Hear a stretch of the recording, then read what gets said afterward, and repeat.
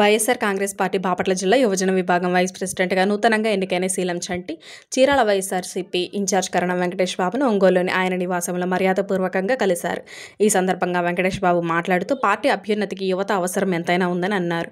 శీలం చంటి ఆధ్వర్యంలో జిల్లాలోని యువత వైఎస్సార్సీపీని ప్రజల్లోకి తీసుకువెళ్లి ప్రభుత్వ వ్యతిరేక విధానాలను ప్రజలకు తెలియజెప్పే ప్రయత్నాలు చేయాలని ఆయన తెలిపారు. అందరం కలిసి వైఎస్సార్ కాంగ్రెస్ పార్టీని బలోపేతం చేసి రానున్న ఎన్నికల్లో జగన్ను గెలిపించే దిశగా పనిచేయాలని పార్టీ ప్రారంభం నుండి పనిచేస్తున్న శీలం చంటికి పదవి రావడం ఎంతో ఆనందంగా ఉందని ఆయన అన్నారు. ఈ కార్యక్రమంలో పేర్లి నాని, దాసరి రవికిరణ్, శీలం సన్ని, ఎంవీఎస్ రమణ, జోయల్ తదితరులు పాల్గొన్నారు.